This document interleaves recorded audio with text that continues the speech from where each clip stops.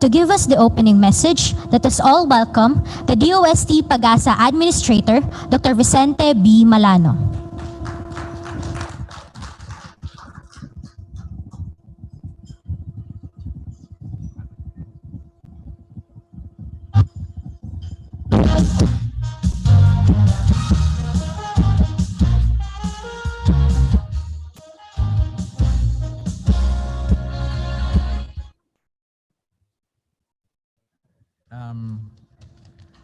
Tayo po'y nandito ngayon sa launching ng IBF tool.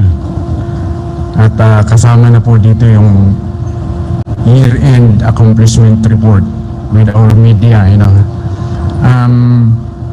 sa ating mga partners, alam ko naka-online si Dr. Enrico Paringit ng Fisher.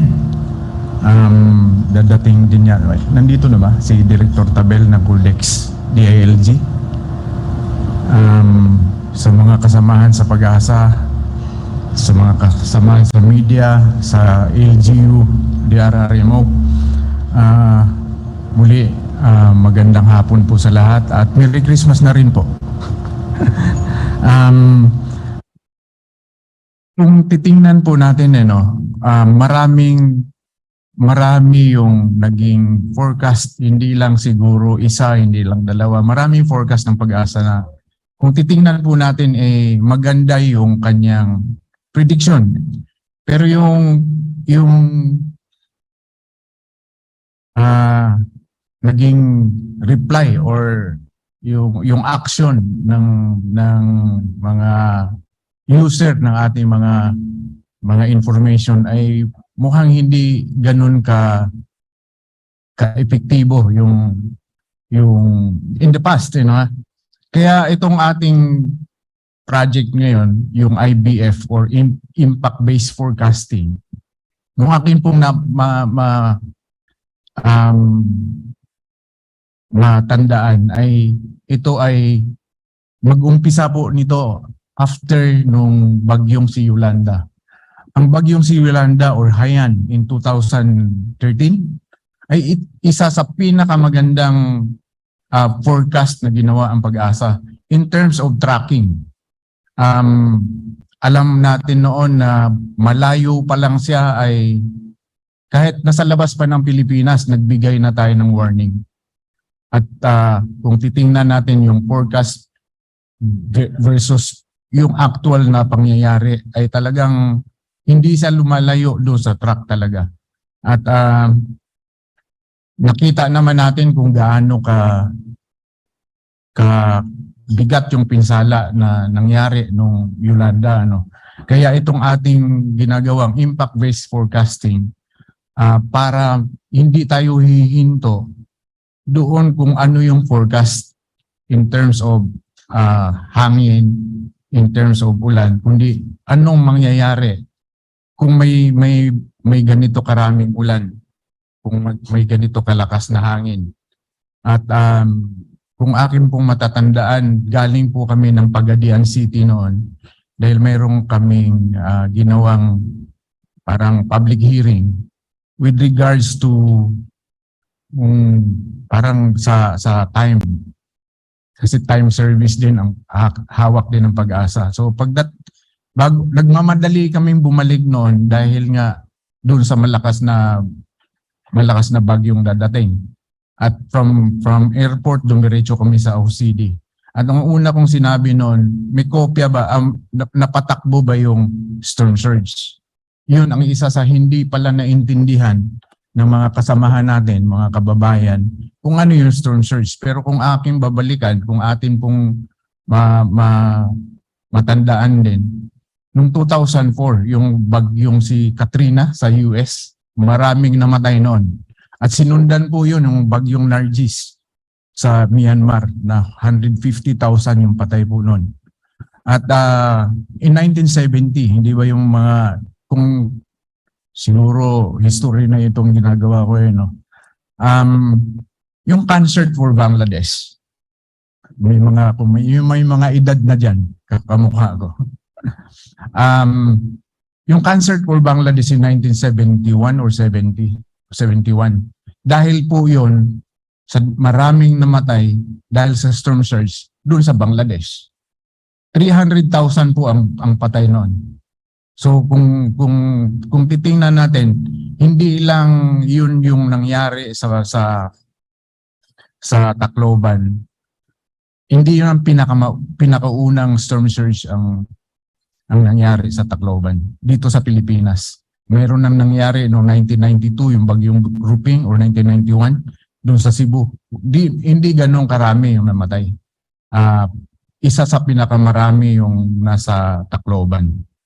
At may mga history pa, kaya lang hindi natin na highlight nung panahon na yun. So itong impact-based forecasting, yun yung gagawin kung ano yung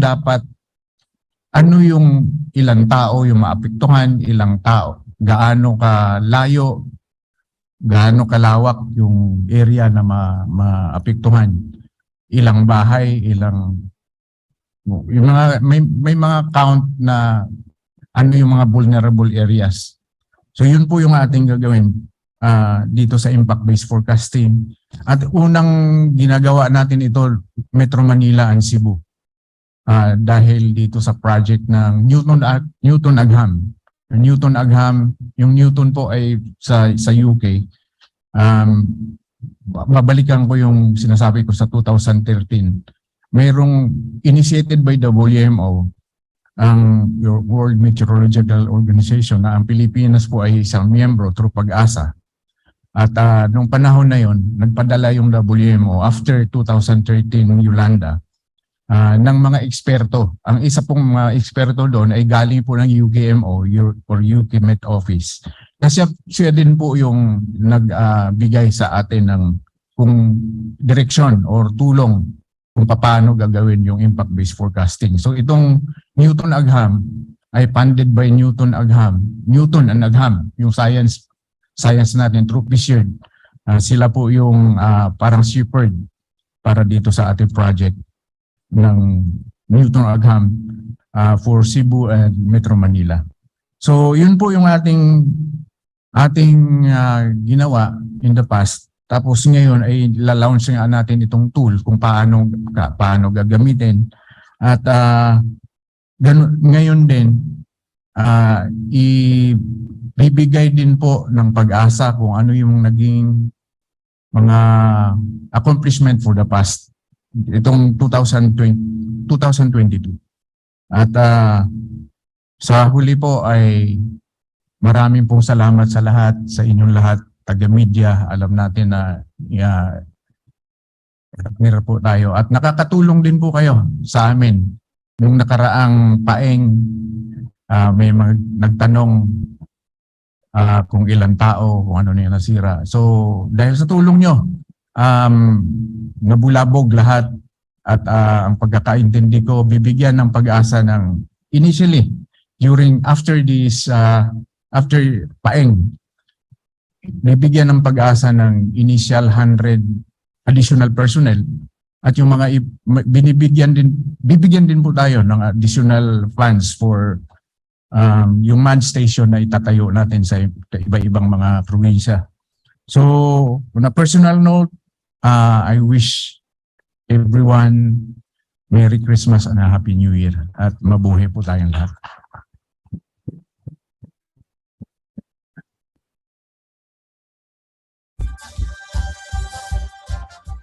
Thank you, Dr. Vicente B. Malano.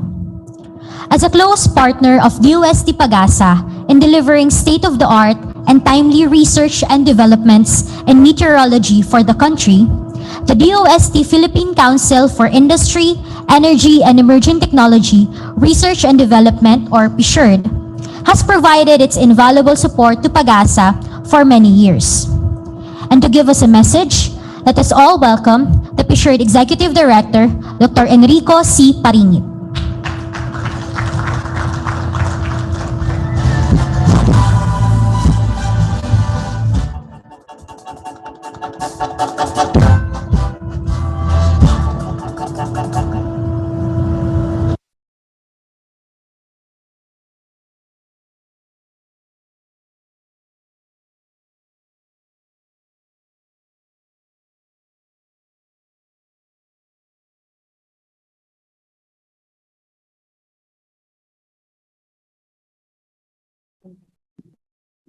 Hello, magandang hapon po. Pasensya na po at nag-last minute change sa technical technical part. Unang-una po sa lahat, nagpapasalamat po ako sa paanyaya para bigay ng pahayag tungkol dito sa paglunsad ng WCSSP SEA project ng ating impact-based visualization tool or impact-based forecasting. Pero bago po ako magpatuloy, of course, binabati ko ang pamunuan ng PAGASA. Of course, narinig din kanina kay Dr. Vicente Malano ang kanyang paunang pahayag. Binabati ko rin ang iba pang mga dumalo sa pagtitipon na ito. Of course, ang aming kalihim, Dr. Renato Yusulidum, ang representative sa DALG at matagal na nating kasama sa DRR, Director Edgar Alan Tabel, ang mga kasapi, of course, at mga miyembro ng PAGASA na nagtatrabaho para sa proyektong ito at iba pang mga kawani, mga kabahagi ng local government units, ang ating mga partners sa industry, ang mga ating mga panauhin. Ngayong hapon na ito, mga kaibigan, magandang hapon po sa ating lahat. Lubos po akong nagagalak na makibahagi din sa paglulunsad ng ating IBF visualization tool. Akala ko nung sinabing IBF, in vitro fertilization ang ibig sabihin nito, no? Pero hindi naman, syempre, saludo kami sa WCSSP SEA team, no, pinangungunahan ni Dr. Esperanza Cabral, of DOST-PAGASA, sa DOH pala yon. At ang inyong pamunuan, no, we would also like to thank our partners, no, ang ating collaborator dito sa proyektong ito, ang UK Met Office. Nagsimula po ito a few years ago when our UK counterparts, no, had actually identified a possible partnership between the DOST and UK in areas of disaster risk reduction as possible fields of collaboration. Of course, we would like to also commend our partners, no, from the Department of Interior and Local Government, from the DOTR, of course, the OCD, the local government units, no, ang ating mga LGUs na nakilahok sa pag-develop nitong method na ito, no. Congratulations po sa ating lahat. Alam niyo po, kagaya ng nabanggit ni Administrator Malano kanina, bunsod ito ng pangangailangan upang higit na maipaliwanag sa ating mga kababayan kung ano ang magiging bunsod, no? Ano magiging kahihinatnan ng mga iba-ibang weather disturbances na darating sa ating mga kalupaan, no? At kung sasabihin lamang natin na uulan o sasabihin lang natin na malakas ang hangin, baka hindi pa ito ma-appreciate, no, o hindi pa maintindihan ng ating mga kababayan. So talagang lubos ang aming saludo, no, sa PAGASA sapagkat tiningnan nila ito bilang isang challenge, no, kung papaano higit na uunawa sa ating mga kababayan ang magiging dulot ng mga iba-ibang weather disturbances natin mula sa ordinaryong storm event hanggang sa isang tuluyang maging bagyo, ano. So itong IBF visualization tool na ito really paved the way for clearer vision of a more aware, more prepared, and ready to take action communities of the Filipino people. So yun po yung action word, no, ay yung keyword natin, no? Taking action based on the information, which is what really matters at the end of the day, no? It's not really how the information is generated. It's not really as much as how the information is conveyed or transmitted. It matters when it is, of course, translated into a form that is understandable. Pero ang hinahanap po ng mga tao ay ano yung aksyon na gagawin kapag nabalitaan at kapag naintindihan na natin ano yung darating na sama ng panahon. So this weather, this is a ano no, parang sabihin na natin paradigm shift no from a traditional weather forecasting, weather warning that focuses on the hazards alone no, or what we call what the weather will be, to an impact-based forecasting whereby the focus is shifted on what the weather can do or will do, to the extent of who, what, and how hazards will actually create impact, no? Masisira ba yung bahay? Tataas ba yung tubig, no? Ilan ba yung posibleng malunod, etc., etc. Ito po ay ipapaliwanag pa sa atin later on in our program. So I see this as a game-changing shift, no?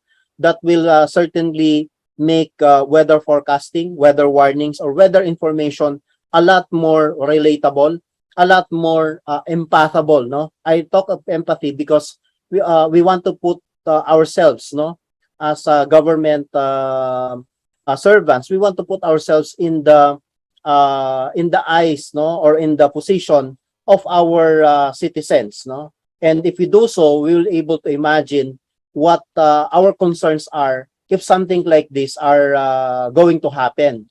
Kagaya ng nabanggit ko nga po, kung may darating na bagyo, ano bang magiging epekto nito sa aking kabahayan? Ano bang magiging epekto nito sa aking pamilya? Ano bang magiging epekto nito sa aking mamamayan? And we think that only then, no, will our leaders will be prompted into action, no? Only then will our local leaders will be advised, no, on the proper action to be taken if in case things like this will happen. So this is science, ladies and gentlemen. Science that is just beyond the issuance information, and this is science that brings real transformation. And if I may add, also action. So it is our hope that we can all play our role, no, towards a safer, better, and more resilient community through the local adoption of this impact-based forecasting and warning system.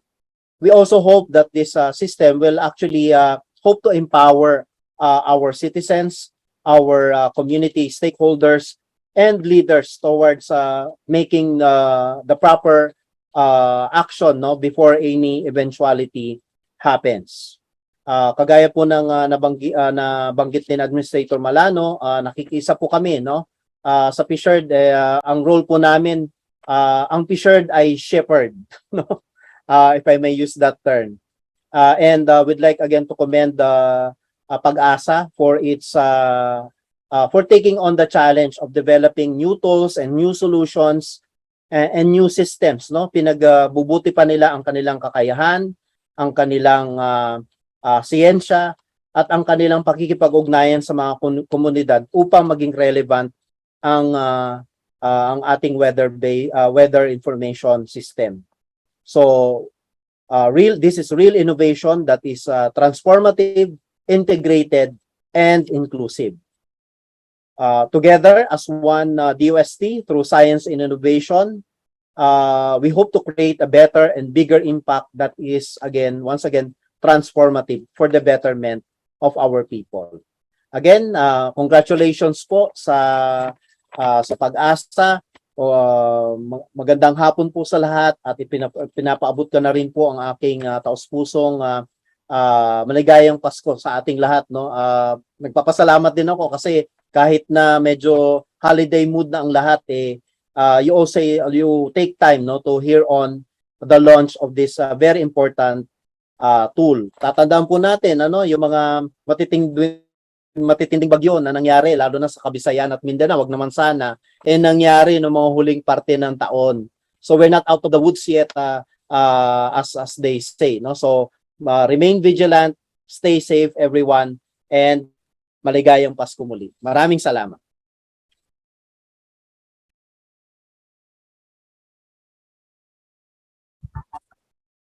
Thank you, Dr. Enrico C. Parin. We have now come to the highlight of today's activity, the visualization tool. But before that, we shall first present a brief background on the motivation of this tool and its development. And to introduce to us the IBF visualization tool, let us all welcome the PAGASA Deputy Administrator for Research and Development and the WCSSP Southeast Asia Project Leader, Dr. Esperanza O. Kayanan.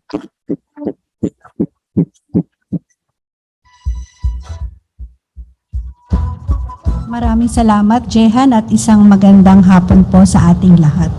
So, I am tasked today to provide you a brief background of the project, the Weather and Climate Science for Service Partnership, or WCSSP, for Southeast Asia.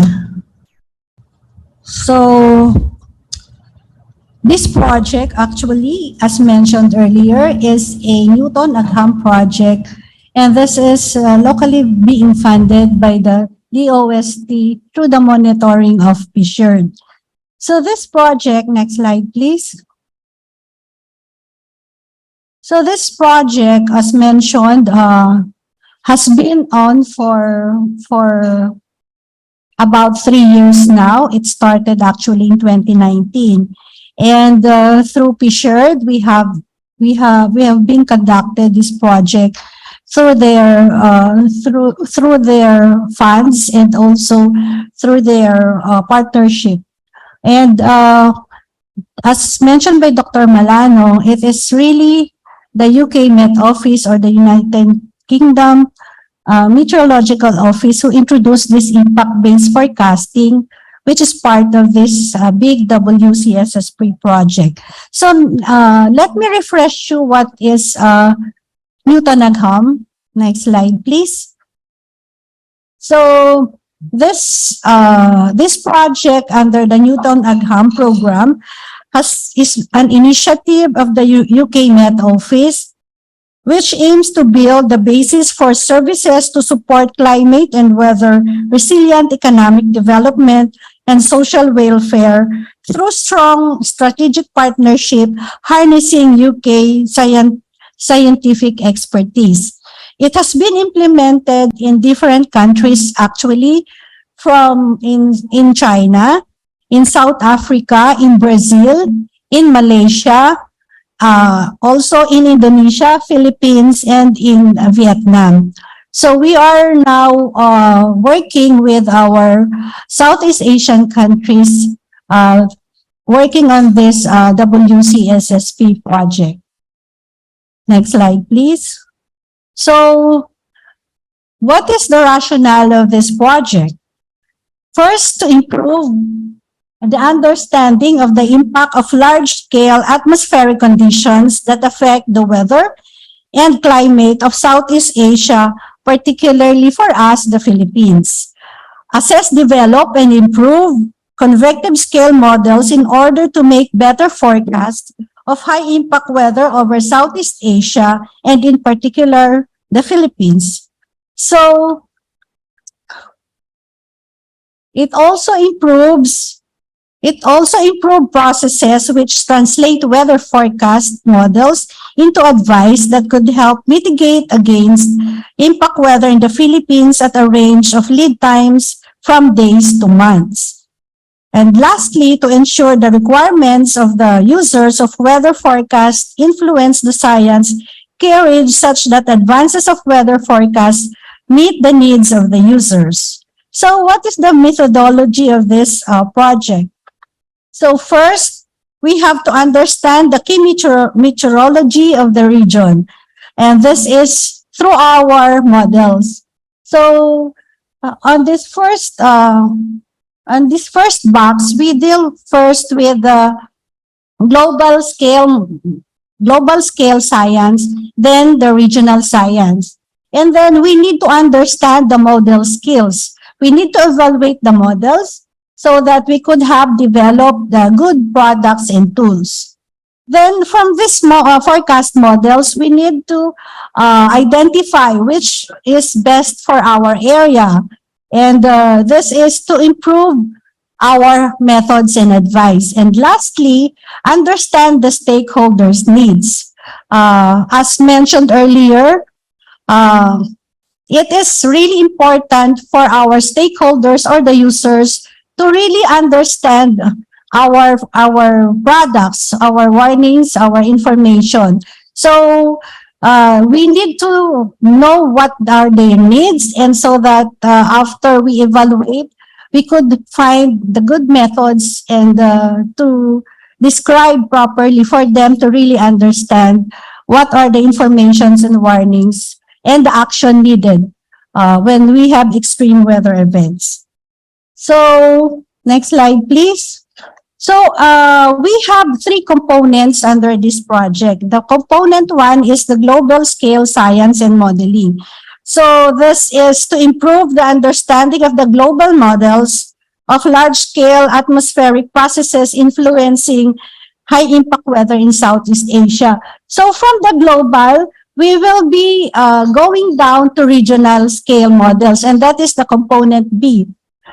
So, when we looking to a smaller area down the region, we will be improving the understanding of the regional to local scale processes in Southeast Asia and develop better convective scale forecast models for Southeast Asia and improve their utility in forecasting severe weather.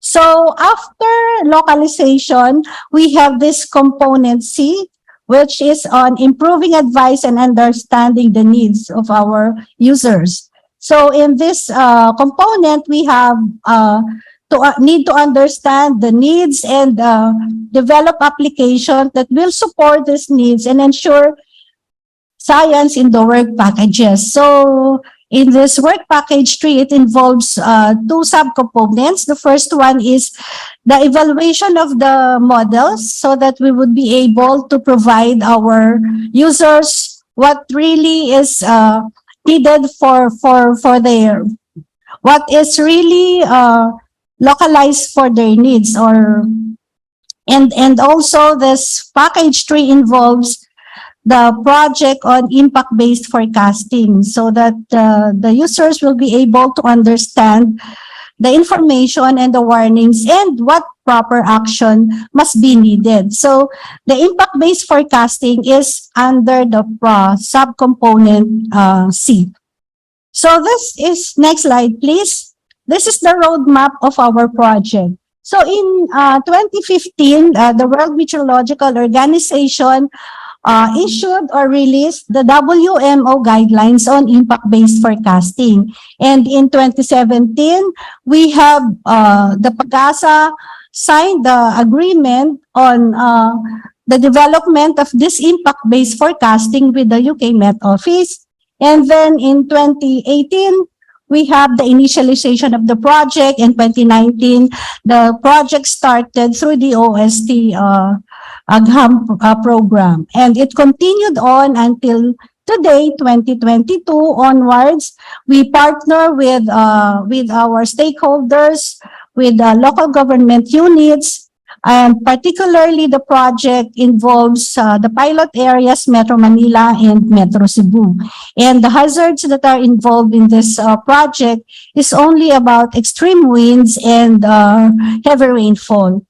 And in 2021, a second issue of the WMO guidelines was released, and this is already for the implementation or operationalization of impact-based forecasting. And now we are here today with you to provide you what happened and what are the tools that we have developed in particularly the visualization tools that we developed through this project. So next slide. So I already mentioned the highlights of the project, but I would like to emphasize the collaboration among the stakeholders, particularly the local government units of Metro Manila and Metro Cebu, because without their participation, and cooperation, this project will not be a success. We need to work together because our warnings, our forecasts will be useless if they do not understand what we are giving them, and if they do not know what actions to be taken. So we have conducted workshops and trainings, and now we are here today for the project tool, under the project tool and testing. We would like to introduce to you our new visualization tool. So may I invite everybody to watch our video about our new impact-based visualization tool.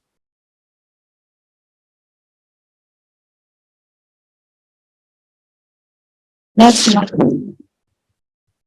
Each year, the impacts of severe weather events give rise to multiple casualties and irreversible damages to infrastructure and agriculture, with adverse economic consequences. In November 2013, Typhoon Yolanda ravaged the eastern Visayas, killing more than 6,000 people and massively devastated their properties and livelihoods, among others. This happened despite accurate and consistent early warning information.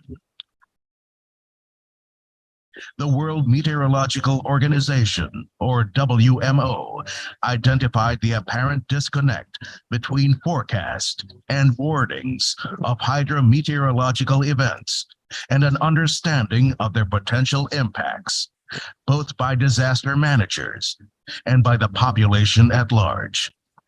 The reason, why did good forecasts result in a poor response? To close this gap, WMO promotes the implementation of impact-based forecasting and